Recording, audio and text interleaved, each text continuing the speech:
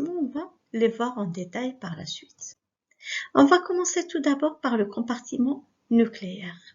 Donc, les études microscopiques ont permis de distinguer 4 structures dans un noyau interphasique. Donc, on va revenir à ce noyau interphasique. Donc, c'est durant l'interphase, on a pris ce noyau et on l'a étudié. Donc, à l'intérieur de ce compartiment nucléaire, nous allons trouver l'enveloppe nucléaire, c'est-à-dire de l'extérieur du cytoplasme. Je ne parle pas de l'extérieur de la cellule, mais c'est le milieu toujours, on est dans le milieu intracellulaire. Donc, on va trouver l'enveloppe nucléaire. Ensuite, à l'intérieur, nous allons trouver le nucléole. Nous allons trouver aussi le nucléoplasme, c'est le liquide qu'on trouve directement après avoir franchi l'enveloppe nucléaire. Et nous allons aussi trouver la chromatine qui renferme le matériel génétique. Voilà.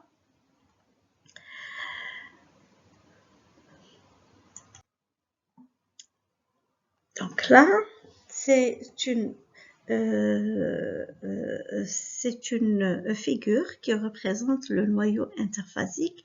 Donc, regardez, si on prend le noyau interphasique et on l'étudie au microscope électronique, bien sûr, en transmission, et non pas le balayage, parce que le balayage, ça concerne, c'est-à-dire l'étude, l'étude ultrastructurale, mais c'est l'étude topographique, c'est-à-dire les électrons vont tapisser ou bien vont balayer la surface de la cellule ou bien la surface du noyau et on ne va pas voir à l'intérieur ce qu'il y a dedans. Par contre, le microscope électronique en transmission donc, permet d'étudier l'aspect ultrastructural où là, ça nous permet de voir ou là d'observer l'ultrastructure de chaque organisme. Donc, à l'intérieur de ce noyau, on trouve donc la membrane nucléaire, donc qui est composée de plusieurs pores. Donc, ce sont les pores nucléaires, oui, à travers lesquels vont se dérouler les échanges bien sûr. Nous allons trouver aussi la chromatine, voilà. Et là, nous allons trouver, donc c'est le milieu interne, voilà, du noyau, et ça c'est le milieu externe du noyau. Voilà, donc, et ça c'est le nucléole. On va voir l'enveloppe nucléaire, donc nous l'avons vu, c'est-à-dire sur la figure précédente. Donc, nous allons la revoir sur la figure suivante ou la diapo suivante. Donc, c'est quoi l'enveloppe nucléaire? C'est un ensemble membranaire complexe caractéristique des cellules eucaryotes et qui sépare quoi? Donc, la chromatine du hyaloplasme durant l'interphase. Et elle permet aussi de contrôler les échanges dans les deux sens entre le noyau et le hyaloplasme.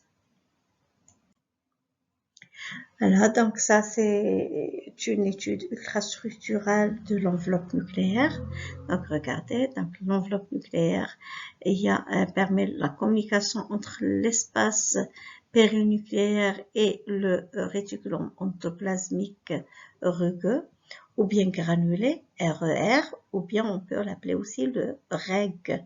Donc c'est le réticulum endoplasmique granulé, donc muhabbab. Alors, nous allons trouver aussi le nucléoplasme. Nous avons aussi les pores nucléaires, c'est-à-dire sur la membrane. Et nous avons aussi le nucléole. Voilà, donc ça c'est la membrane interne et ça c'est la membrane externe. Donc ça, tout ça c'est une enveloppe, c'est l'enveloppe nucléaire.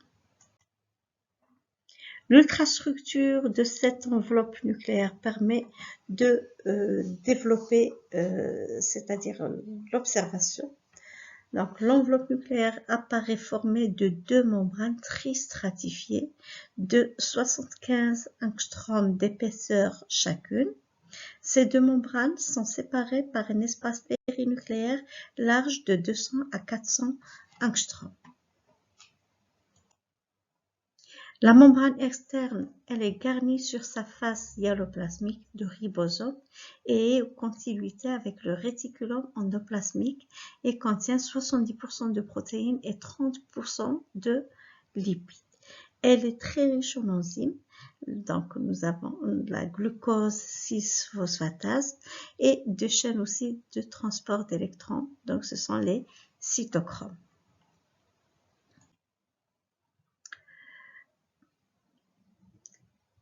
Nous allons trouver aussi l'espace périnucléaire qui est situé entre les deux membranes, donc représente le lieu de stockage des ions calcium. Nous avons la membrane interne, donc qui fait face au nucléoplasme, et elle est tapissée intérieurement par la lamina. Donc elle ressemble à la membrane externe du point de vue structure, mais ses activités enzymatiques sont moins riches par rapport à la membrane interne. Elle contient des protéines transmembranaires, donc ce sont des protéines qui traversent les deux membranes, jouant un rôle de site de fixation pour les lamines et les protéines de la chromatine. Donc ce sont les histones. Elle possède des canaux calciques transmembranaires qui libèrent les ions calcium contenus dans l'espace périnucléaire.